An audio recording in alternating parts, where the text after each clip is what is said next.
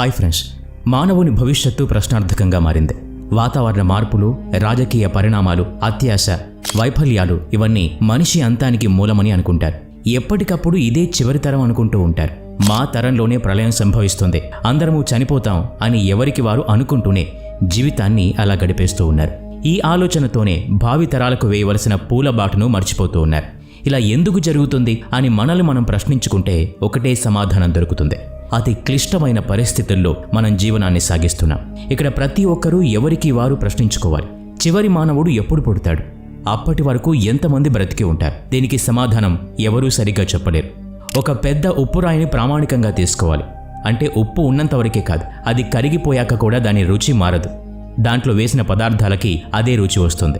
అప్పటి వరకు ఎంతమంది బ్రతికి ఉంటారు అన్న తెలుసుకోవాలి అంటే ఇప్పటి వరకు ఎంతమంది మరణించారో తెలియాలి. ఆధునిక మానవుడు దాదాపు 2 లక్షల సంవత్సరాల క్రితం ఉద్భవించాడు. అతను తన కుటుంబ సభ్యులతో కలిసి అన్ని కళల్లోనూ ఆరితేరిన వ్యక్తి. కథలు చెప్పడంలోనూ, పరికరాల్ని తయారు చేయడంలోనూ, పరిపరి విధాలుగా ఆలోచించడంలోనూ, అందరూ కలిసి ఏదైనా పని చేయడంలోనూ ఆరితేరినవారు.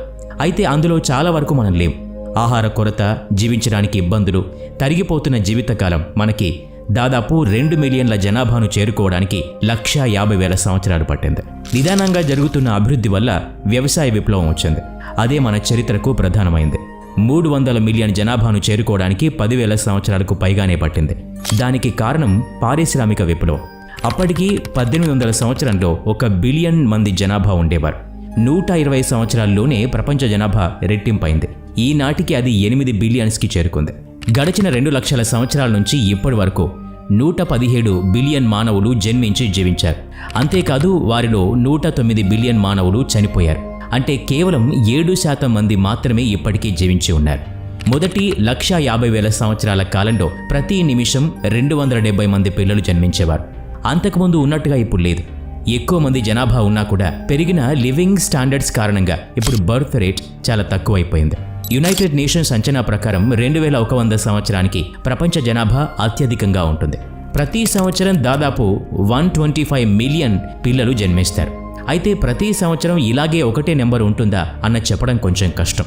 దీన్ని కొంచెం సులభతరంగా తెలుసుకునే ప్రయత్నం చేద్దాం. ప్రపంచ జనాభా చివరికొచ్చేసరికి ఎంతమంది మిగులుతారు అన్న తెలుసుకోవాలంటే అసలు ఎప్పుడు మానవజాతి అంతమవుతుంది అన్న తెలియాలి. ఇది కూడా నిర్దిష్టంగా చెప్పేవారు ఎవరూ లేరు. కొత్త ప్రయోగాల పేరుతో మనల్ని మనమే నాశనం చేసుకుంటున్నాం. అయితే ప్రళయాన్ని ఎలా తట్టుకోవాలో, ఎలా నిలబడాలో అర్థం చేసుకునే ప్రయత్నాలు కూడా చేస్తూ ఉన్నాం. మన భూగ్రహం మీద పడే ఆస్ట్రాయిడ్ దిశని మార్చడంలో, న్యూక్లియర్ వెపన్స్ తయారీలో ముందడుగు వేసే ఉన్నాం. యాంటీబయాటిక్స్ కనిపెడుతూనే ఒకవైపు ప్రపంచం మొత్తం భారీగా వైరస్ని వ్యాప్తి చేస్తూ ఉన్నాం. పారిశ్రామిక వ్యవస్థ మన జీవన సరళిని చాలా మెరుగుపరిచింది. దానితో పాటు పర్యావరణాన్ని కూడా నాశనం చేసింది. ఇది ఇలాగే కొనసాగితే మనిషి జీవితకాలం మరింత తగ్గే ప్రమాదం ఉంది. ప్రపంచ నాశనం కూడా దగ్గరలోనే లేకపోలేదు. ఒకవేళ దీన్ని మనం తగ్గించుకోగలిగినట్లయితే జీవితకాలం పొడిగించడంతో పాటు పర్యావరణాన్ని కూడా కాపాడుకోగలం. ప్రతిరోజు మనల్ని మనమే చంపుకునే ప్రక్రియలో కొంత అయినా తప్పించుకోగలం. అయితే ఎంతమంది జీవించి ఉంటారు అన్నది మనిషి తన తరాల్ని ఎంతవరకు వ్యాప్తి చేస్తాడు అన్న దాని మీద ఆధారపడి ఉంటుంది. అందులో కొన్ని దశల్ని చూద్దాం. మొదటిది, మనిషి ఈ భూమిని వదిలి ఎక్కడికి వెళ్ళలేడు. మనం ఎక్కువ కాలం ఈ భూమి మీద జీవించి ఉండాలి అంటే మనతో పాటు ఉన్న కొన్ని జంతువుల్ని నాశనం చేయాల్సిందే, అంటే అంతరించిపోవాల్సిందే. చరిత్ర కూడా మనకు నేర్పింది ఇదే. అప్పట్లో కొన్ని క్షీరదాల జాతి 1 మిలియన్ సంవత్సరాల పాటు జీవించి ఉంది. అలా జీవించగల జాతులు ఎన్నో ఉండేవి. మనతో దాదాపుగా సరి సమానమైన హోమో ఎరెక్టస్ 1.9 మిలియన్ సంవత్సరాలు జీవించాయని మనం చదువుకున్నాం. నిజంగా మనిషి 1 మిలియన్ సంవత్సరాలు బ్రతుకుతాడు అనుకుందాం. అంటే ఇప్పటికీ 2 లక్షల సంవత్సరాలు గడిచిపోయాయి కాబట్టి ఇంకా 8 లక్షల సంవత్సరాలు మిగిలి ఉన్నాయి. ప్రతి సంవత్సరం 125 మిలియన్ ప్రజలు జన్మిస్తారనుకుందాం. దీని ప్రకారం చూస్తే 100 ట్రిలియన్ మంది భవిష్యత్తులో జన్మించడానికి సిద్ధంగా ఉండాలి. ఈ సంఖ్య ఎంత పెద్దది అంటే ఇప్పటి వరకు ఈ భూమి మీద జీవించిన వారికంటే 850% ఎక్కువ. ఇంకా చెప్పాలి అంటే ఈరోజు జీవిస్తున్న వారు కేవలం ఇందులో 0.008% మాత్రమే. ఒక్కసారి ఊహించండి ఇదంతా ఎలా జరుగుతుందో, ఎలా ఉంటుందో. మానవ జీవితానికి అంతం బదులు ఆరంభం అవుతుంది అనిపిస్తోందా? ఊహించుకుంటేనే ఎలాగో ఉంది. సరే, ఇదంతా నిరాశవాదంగా తీసుకుందాం. మనం గతంలో ఎక్కువ కాలం బతికిన క్షీరదాల గురించి ఒకసారి చూద్దాం. వాటితో పోలిస్తే 1.2 క్వాడ్రిలియన్ ప్రజలు ఇంకా ఈ భూమి మీద జన్మించాలి. ఇది కూడా చాలా దూరంగానే కనిపిస్తోంది. అయితే సూర్యుడు రోజురోజుకి మరింత వేడెక్కుతున్నాడు, అలాగే ప్రకాశవంతంగా మారుతూ ఉన్నాడు. ఈ భూమి ఇంకా 500 మిలియన్ సంవత్సరాల వరకు నివాసయోగ్యంగా ఉంటుంది అని శాస్త్రవేత్తలు చెప్తూ ఉన్నారు. దీని గురించి మరింత ఎక్కువగా తెలుసుకునే ప్రయత్నం చేద్దాం. ఇక రెండోది, ఒకవేళ మానవులు భూమిని విడిచిపెడితే మనిషి చంద్రుని పూజించడం దగ్గర నుంచి చంద్రుని మీద కాలు పెట్టి అద్భుతాన్ని సృష్టించే వరకు వచ్చాం. ఇంకా ఎంత దూరం వెళ్తామన్నది ఎవరికీ తెలియదు. రాబోయే కొన్ని వందల సంవత్సరాలు ఇంకా దారుణంగా మారుతాయి అనేది ఒక వాదన. ఉపరితలం, వనరులు, ఇంకా శక్తి, ఈ మూడు జీవించడానికి అత్యవసరంగా కావలసినవే. మానవ జీవితానికి కావలసిన శక్తి ఇచ్చేందుకు సూర్యుడు సిద్ధంగా ఉన్నాడు. క్విప్లర్ బెల్ట్లో ఉన్న ఆస్ట్రాయిడ్స్ మీద నీరు, నీటి పదార్థాలు చాలా ఉన్నాయి. అంటే వీటి మీద ఎక్కువ మంది జనాభా జీవించడానికి కావలసిన వసతులున్నాయి. గ్రహాల మీద నివసించే కన్నా మనకి మనం కృత్రిమంగా నివాసానికి అనుకూలమైన స్థలాల్ని ఏర్పరచుకోవటమే మంచిది. ఎక్కువగా సృష్టించుకోగలిగితే మరిన్ని ప్రపంచాల్ని కూడా మనం సృష్టించుకోవచ్చు. అప్పుడు మన సౌర వ్యవస్థలో ఇంటర్ కనెక్టెడ్ సివిలైజేషన్స్ ఉంటాయి.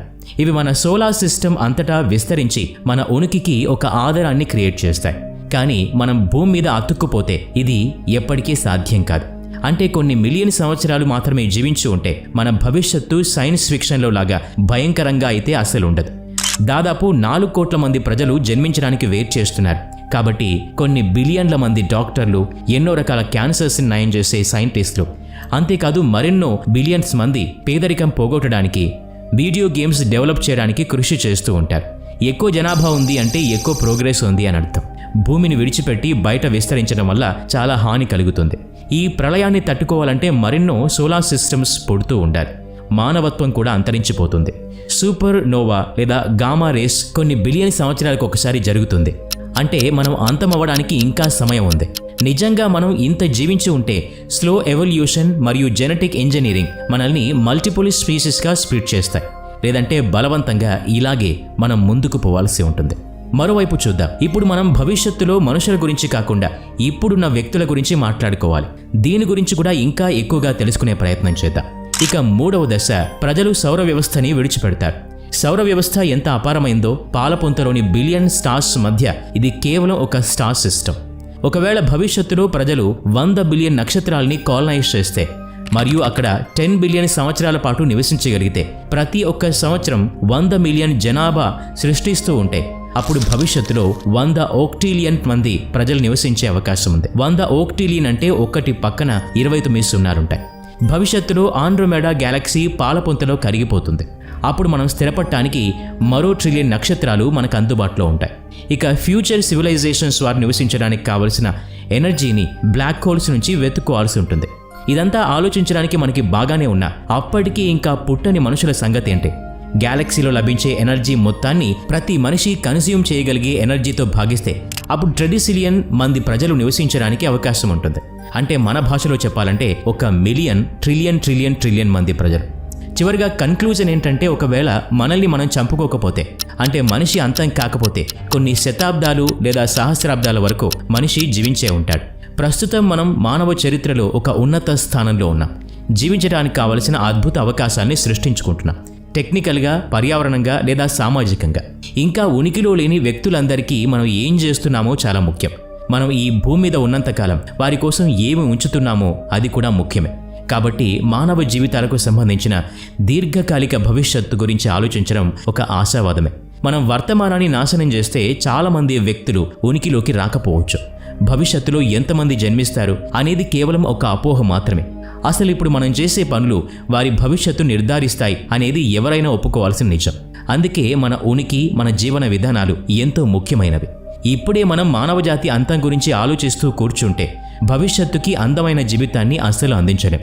ఉన్నంతలోనే వనరుల్ని పొదుపుగా వాడుకుంటూ ఉండగలిగితే తర్వాతి తరాలకి, వారి జీవితాలకి ఎంతో ఉపకారం చేసిన వారం అవుతాం. ఈ వీడియో నచ్చినట్లయితే లైక్ చేయండి, షేర్ చేయండి. ఇలాంటి మరిన్ని వీడియోస్ కోసం ఈ ఛానల్కి సబ్స్క్రైబ్ చేసుకుని బెల్ ఐకాన్ మీద క్లిక్ చేయండి. నెక్స్ట్ వీడియోలో మళ్ళీ కలుద్దాం. Thanks for watching.